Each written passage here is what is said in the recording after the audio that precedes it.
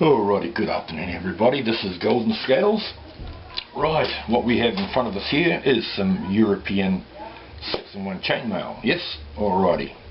Okay, I started this about a month to 6 weeks ago, and I have got quite a bit of it. There. This is really neat. I've figured out a way where there are actually no seams in it at all. You can see that there. Okay, you might be able to see where the joint is. But like I say, there are no seams. Just straight across all the way through.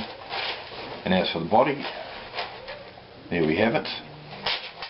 Alrighty, I'm just going through at the moment, replacing or putting in rings where I've missed a couple, like I've missed one here.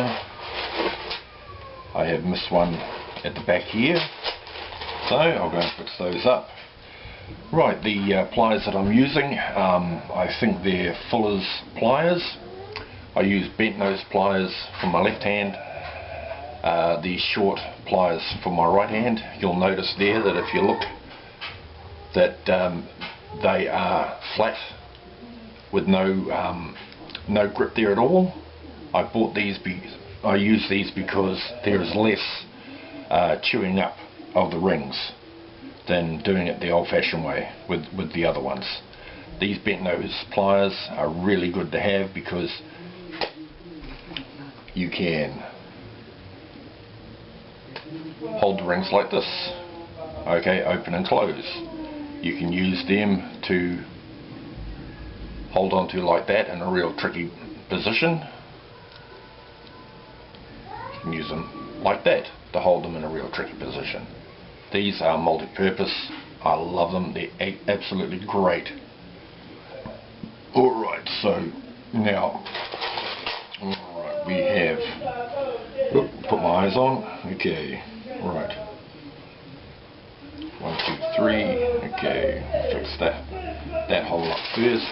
This is what I do a line and then I go back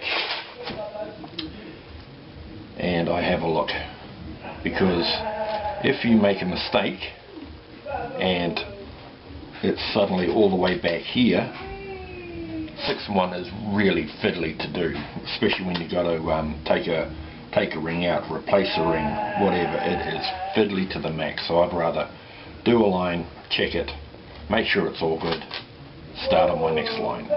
Do that line, check it, make sure it's all good, start on the next line. Alrighty, on this one here, I actually have a tail on it because I'm making this for somebody else. When I did the shoulders first, I made the shoulders, brought it down, and then put a tail on it down to where the person wants it going down his back. That gives me an idea of length, so when I start making the body like this, that will give me an idea of how many rows down and how far down to do it. Oh, it's a lot of work, believe me. What I am using here is 16 gauge galvanized steel wire rings. I make them all myself. Okay, I use I use a 10mm mandrel, hole in the end, plug that into a multi-speed drill, put that in there, and I'll do a video later and show you how I do it. Alrighty, so that's the mandrel I use. That's a 10mm iron or steel rod. Very good to have. Right. Okay, so here we go. I'll give it a little demo of my version of speed weaving, shall I? Okay, so 1 through 3, close. Whoops, I should bring that over there. Save reaching for it all the bleeding time.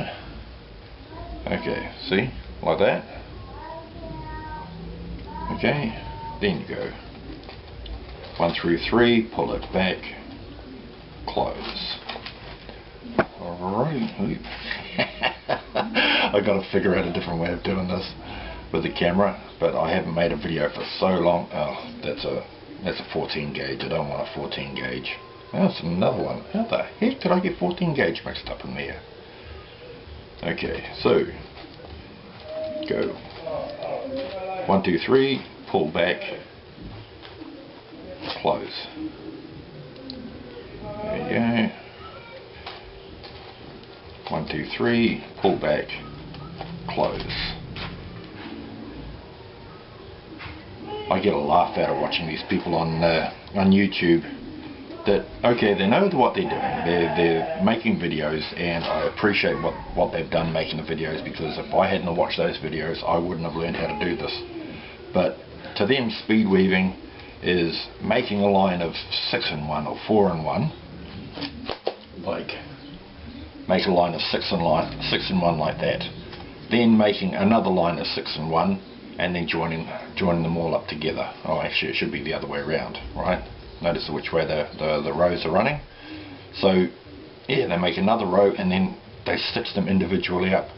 Whereas I find doing 1 through 3, I mean, all of this is done speed weaving, 1 through 3, 1 through 3, all the way around, then the next row, then the next row, and yet it's still 6-in-1. It's the same with 4-in-1. There we go. All that, apart from the starting row, that's all speed weaving. 1 through 2, 1 through 2, 1 through 2. Like that.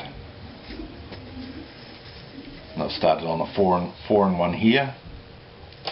This one, okay, the neck is a bit wide. Yes, I realise this, but I should be bringing that back to about, or probably about here, because when it sits on the shoulders it'll actually pull apart. Letting it slip over the shoulders, no worries at all. Apart from the start row, all of that is speed weaving, 1 through 2, 1 through 2, 1 through 2, 1 through 2, and you'd be surprised at how much time you actually save doing it. Absolutely amazing. This here is 9mm in the diameter rings. Doing a 4-in-1 male shirt with 10mm diameter rings, well, you can see the difference right there. Too big. So I'm trying a 9mm ring, see how that works out. I may even go smaller, although we'll see. I mean, I experiment. I make a test patch first to see what it looks like. If it looks good, then I'll buy some wire and get started on the real thing, like I've done with this one. Okay, well, that's my reintroduction video. So, hi Ray, hi Gary, hi all you fellas. I know you've missed me. Okay. We'll see you later. Bye bye.